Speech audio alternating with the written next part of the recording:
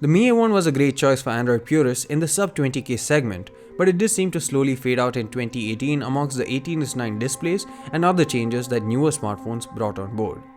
The Zenfone Max Pro became a worthy alternative, both offering a cheaper and yet different experience for anyone who wanted a stock Android at a budget.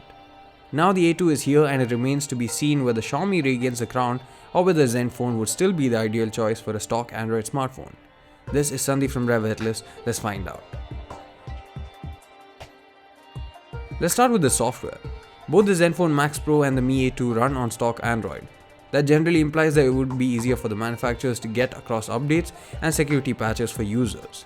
The Mi A2 additionally has Android One branding as well, which should make it even more compliant with the previous 2 plus points.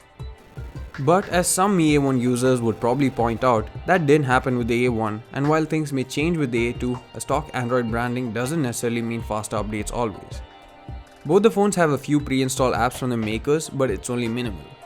The A2 is powered by a more powerful Snapdragon 660 octa-core chipset, while the Zenfone gets a Snapdragon 636 octa-core chipset.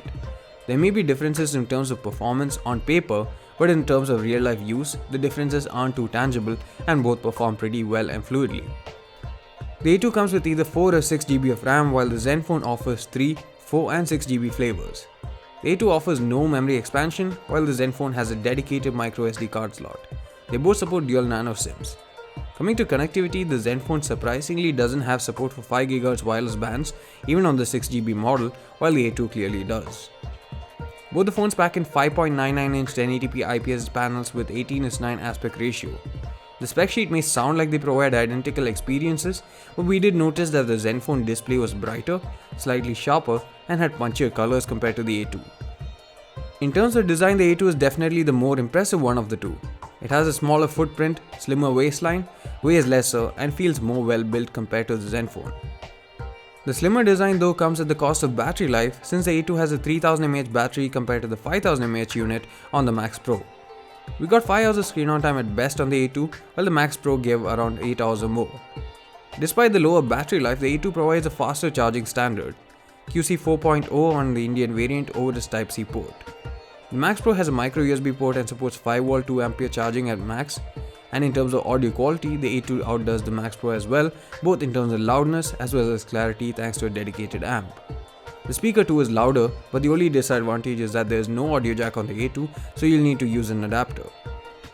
We'll talk about the camera setup on both these phones in detail, but in our camera comparison video. Till then, these samples should help you out.